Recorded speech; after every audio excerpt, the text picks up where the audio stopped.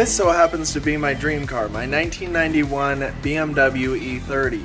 But there are still some things that I dislike about it. So in today's video, we are going to be going over the 5 things that I hate about my BMW E30. All that in today's episode. My name is Ryan. This is Project Race Car. Let's get into it.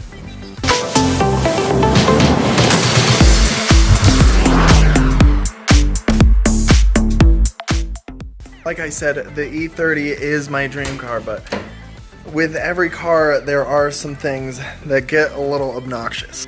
The first thing that I hate about the E30 is the placement of the door handles. You guys can see that this is just like such an awkward way to open up the door. So looking at the passenger side, you can see just how close it is to the actual seat, rather than being somewhere over here and being able to open from the front of the door. What I've found is that you have to pull back and pull your arm above the seat in this awkward angle to unlock the door. It's not too crazy of a big deal, but it does get a little bit annoying. The second thing with the E30 is that some of these parts get really hard to source. And something like the interior windowsill is either super expensive or impossible to find. So then you have to go with crappy aftermarket options. Like stuff like this doesn't make a crazy big deal, but at the same time it becomes annoying when stuff is breaking and you can't find a replacement for it. So then you either have to retrofit an aftermarket setup or just go with it broken. Before we get started on number 3, I want you guys to let me know in the comments down below what you guys hate most about your car. Third thing that I hate is that these engines did not produce a crazy amount of power. Now, it would be really good if you were able to add a turbo or add, a bunch of aftermarket parts on them, but there's not a crazy amount of aftermarket support for the M42 specifically. The main mods for an E30 happen to be to the chassis, which they have tons of support on, but when it comes to engine modifications, it ends up being cold air intake, headers, and a speed chip.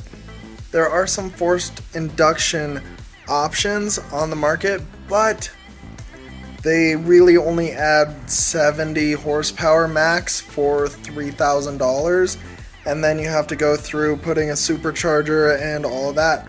So the main way to get power out of these cars is to actually do an engine swap, which can be a little bit pricey. Or you just have to be stuck with being slow. The fourth thing that I hate about the E30 is the suspension. So I bought BC Racing coilovers, and with any sort of coilover setup, you have to get them welded in onto the knuckle. So these are actually welded onto the old steering knuckle. You can't just bolt them in. And it wasn't too much of a big issue to weld them on, but it is another expense on top of the very expensive coilovers. I had to spend an extra $100 per side, so an extra $200 just to get the coilovers to fit on the car. And if you guys check at the actual coilover pricing, it tends to be a little bit expensive. So that is just the fourth reason why I dislike the BMW E30.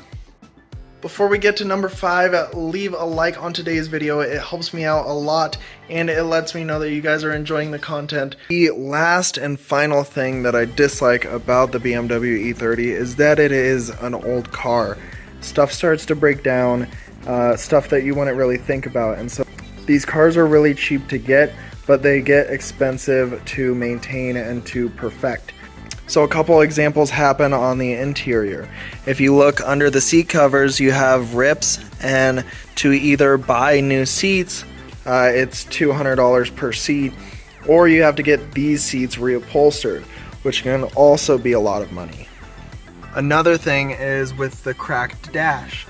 You can get an overlay, or you have to actually patch all of these parts, which can be very time consuming and take a lot of energy. And don't get me wrong, I love doing all these DIYs on the E30, but it can get a little bit obnoxious just trying to fix the dash and needing to buy a $200 dash cover. I understand that this is a cheap car and is just costing a lot of money to restore it and that these things don't need to be fixed. But when you're trying to modify a car and you have to deal with regular interior annoyances, it can get pretty expensive and a little bit obnoxious. Like I told you guys, I love the E30, and I will be making another video on the 5 things that I love about the E30 because it is my dream car. But there are always some annoying parts about every car. If you guys are in the market of buying an E30, don't let these deter you away from E30s. Just be aware that there are some annoyances of every car. But I hope you guys enjoyed today's video. Remember to leave a like and subscribe if you're brand new. And until next time, my name is Ryan. This is Project Race Car. Have an amazing day. Peace.